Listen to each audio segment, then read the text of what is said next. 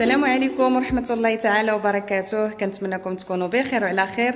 اليوم ان شاء الله غادي نقدم معكم كيكه بالجنجلان، كتجي زوينه بزاف، هشيشه ورطبه وبالمكونات بسيطه ومتوفره في كل بيت. نبداو بسم الله على بركه الله. غادي نحتاجو 6 ديال البيضات، غادي نحتاجو كاس ديال السكر الخشن او السكر سنيده، ربع كاس من عصير الحامض، كاس ديال زيت النباتيه، 3 ديال الساشيات من خميره الحلويات او بيكين باودر ما يعادل 24 غرام، قشور ديال حامضه، القليل من الملح، 2 معالق صغار من حليب المجفف او الحليب بودره.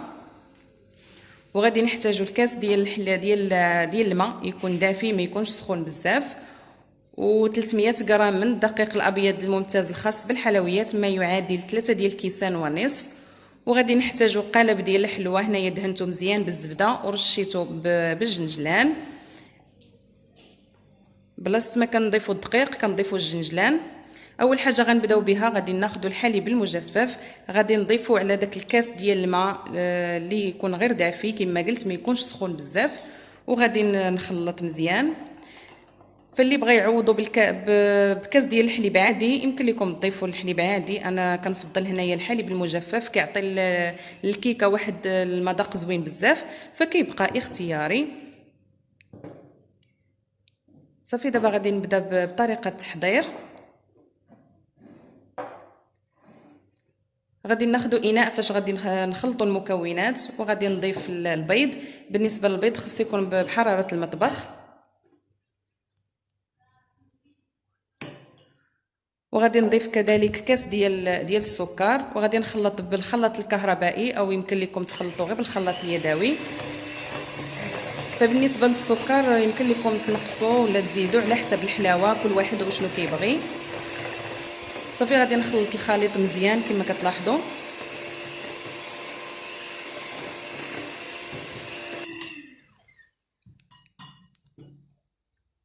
من بعد ما تخلط البيض مع السكر غادي نضيف المكونات المتبقيه، يعني كاس ديال الزيت وكذلك الحليب، وغنضيفوا الحامض. بالنسبه للحامض يمكن لكم تعوضوه ب2 معالق كبار ديال الخل، وغنضيف القشور ديال الحامضه، القليل من الملح فقط غير التنسيم ما نكثروش بزاف. وغادي نخلط المكونات مزيان، خاص ضروري نخلطوهم مزيان باش هكا كتنجح معكم الكيكه.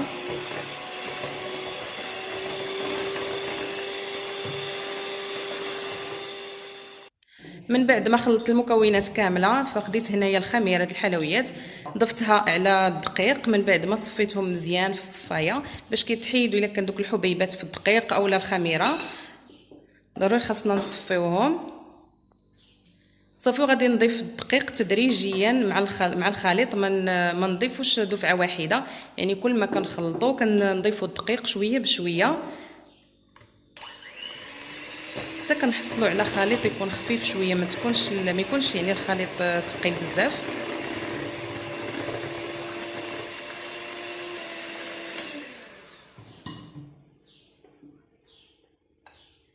صافي هكا غنستمر حتى نكمل الكميه ديال الدقيق اللي عندي.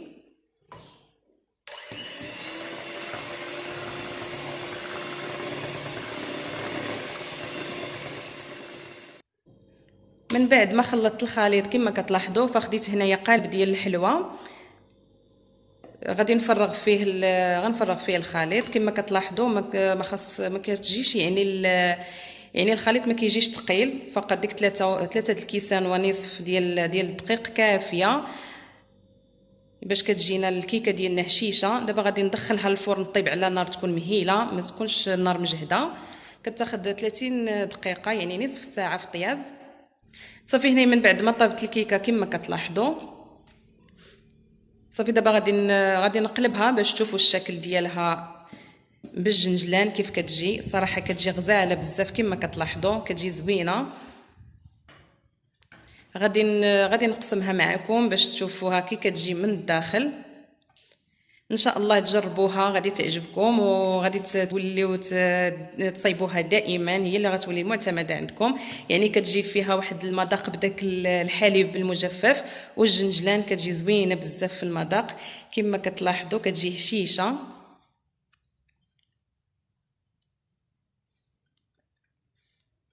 كنتمنى ان شاء الله تكون الوصفه ديال اليوم نالت الاعجاب ديالكم وتجربوها وتاكلوها بالصحه والراحه.